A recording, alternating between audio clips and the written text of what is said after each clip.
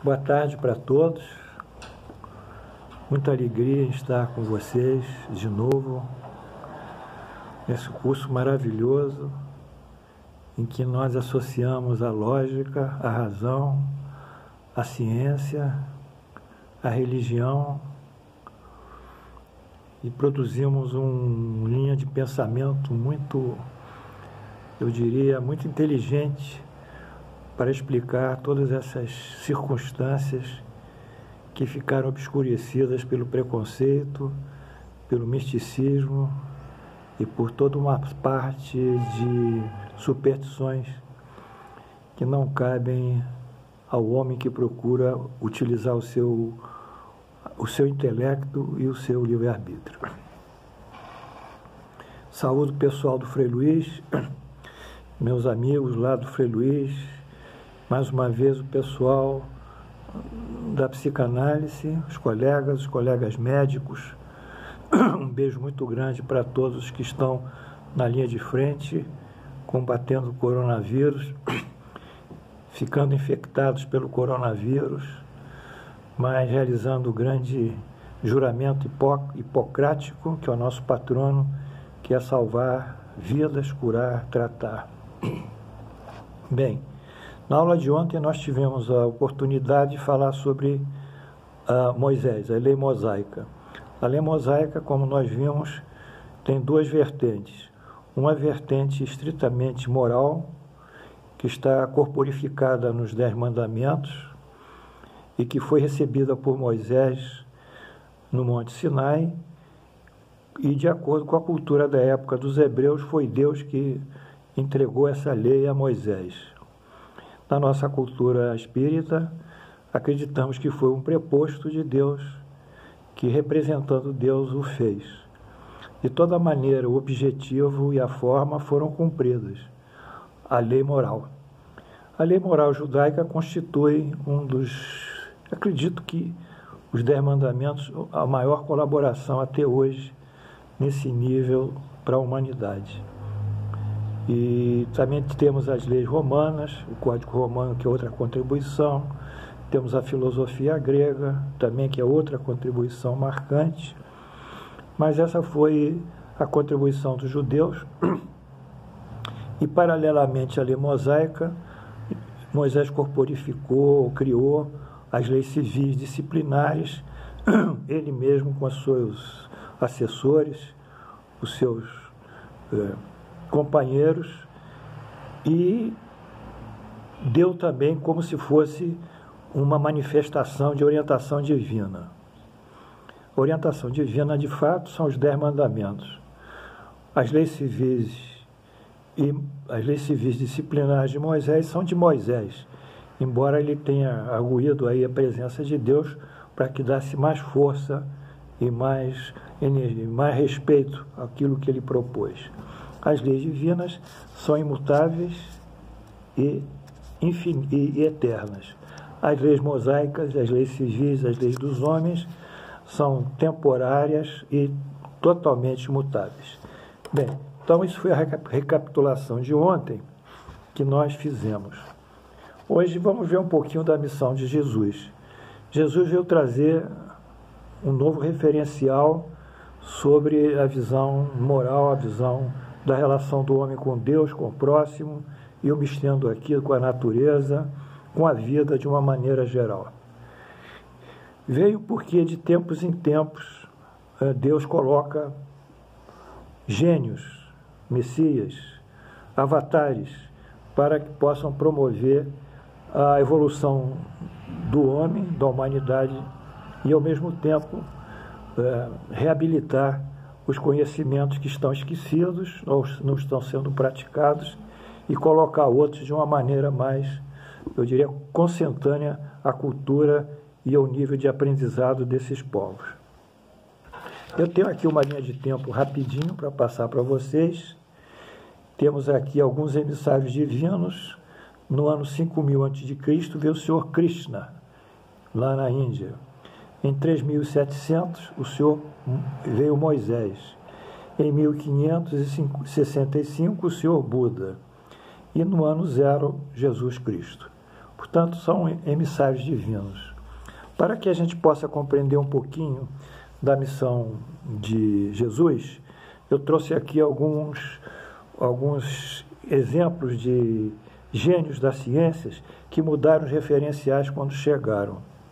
Por exemplo, Kepler e Galileu quebraram a teoria que a Terra seria o centro do universo, o geocentrismo passando para o heliocentrismo, ou seja, o Sol que é o centro do nosso sistema planetário. Obviamente, isso trouxe N repercussões religiosas, filosóficas, etc.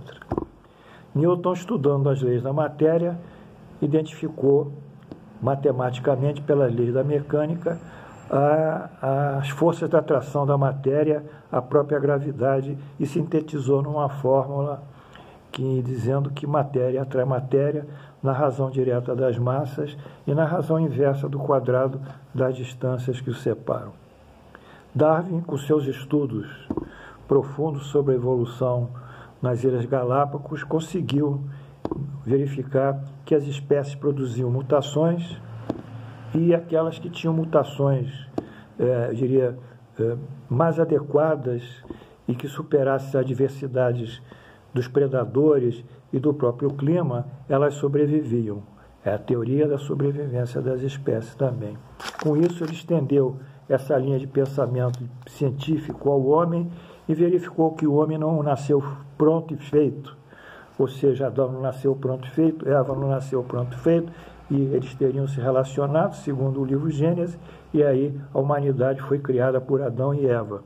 Ele mostrou que nesse processo evolutivo os nossos ancestrais são hominídeos, tipo precursores, são chimpanzés e são orangotangos. São linhas que diferenciadas dos chimpanzés e orangotangos que foram formando os hominídeos, e o mais avançado dele foi, mais tarde, o Homo sapiens. Sapiens, que é o precursor da nossa raça atual. Então, houve uma própria evolução.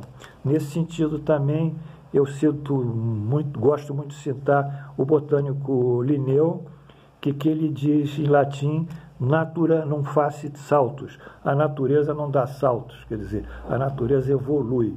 Não existe perante a ciência os chamados milagres, chamadas coisas espetaculosas. Existe um processo inteligente, regular, sistemático, finalista, que busca cada vez mais a perfeição, a beleza e a harmonia.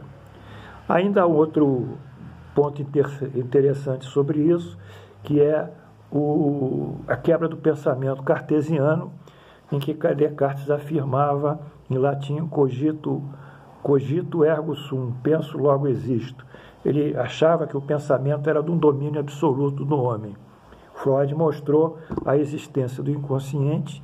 O homem não tem noção desses sentimentos, nem noção desses pensamentos recalcados, que influenciam efetivamente sobre o pensamento dele, o pensamento lógico, os sentimentos que ele tem, aquilo que ele tem consciência. Portanto, com Freud inconsciente, o homem não é dono absoluto do seu pensamento. Foi outra quebra, outro golpe na inteligência humana. E outro referencial. Einstein mostrou a relação entre matéria e energia, mostrando que são variações físicas. Se a matéria está no estado inercial, se a energia está no estado inercial, parada, aglutinada, ela é matéria, com as propriedades da matéria, solidez, consistência, a altura, a largura, enfim, a própria estrutura da matéria, seja matéria física, seja matéria gasosa, seja matéria líquida. Mas essa matéria, quando impulsionada à velocidade da luz, que são de 300 mil km por segundo ao quadrado, ela se torna um feixe de luz radiante, ela vira energia. Então, energia e matéria são duas faces da mesma coisa, uma cara e outra coroa. Com isso, Einstein modificou totalmente os conceitos da mecânica newtoniana. Finalmente, temos aqui uma coisa muito contemporânea, uma pesquisa, que é a pesquisa ligada à física quântica. A física quântica ela tem um estudo que ela se atém a um espaço de 10 a menos 10 elevado a 10 a menos 9. 10 elevado a 10 a menos 9 é 1 bilhão. Então, ela estuda os espaços 1 bilhão de vezes menores do que o metro. Ora, esses espaços são tão difíceis de serem estudados que, se tomarmos aqui a mecânica quântica, a cinemática, por exemplo, veremos que a gente pode prever que um carro viajando a 50 km por hora, daqui a 1 hora ele chegará a 50 km, a velocidade constante. Isso é fato. Mas, no mundo quântico, isso não existe, porque o homem não consegue prever o tempo e o espaço que aquela velocidade daquele corpo estará em determinada tempo, propriamente dito. Então, a física quântica trouxe a incerteza para o mundo físico, mostrando que nada mais na física é absoluta. Bem, esses são alguns exemplos físicos para mostrar como os referenciais foram mudados. No caso de Jesus, ele veio para mudar o referencial até então vigente na época mosaica. Não no sentido de alterar os princípios morais, absolutamente, porque esses princípios foram criados por Deus e são eternos. Mas ele veio dar uma continuidade aos conhecimentos mosaicos, mostrando outros e outros valores morais, outras formas de se relacionar e que estão consubstanciadas nos seus evangelhos. Os evangelhos de Jesus são fechados, são metafóricos, ninguém entende. Se seguir letra por letra, a pessoa não vai entender. Quando diz que sua visão pecar, arranque o olho. Se seu braço fizer alguma coisa errada, corte o braço, que é melhor arrancar o olho e cortar o braço. Quer dizer, Jesus não veio para mandar ninguém cortar o olho e arrancar o olho e cortar o braço. Isso é uma metáfora. Ele quer dizer que nós temos que mudar certos sentimentos, afastando-os de nós próprios, porque ele diz, se você não cortar, é melhor tirar o braço, suprimir o olho do que perder o corpo todo. Quer dizer, ele mostrando o perigo das imperfeições e dos vícios que o homem atravessa.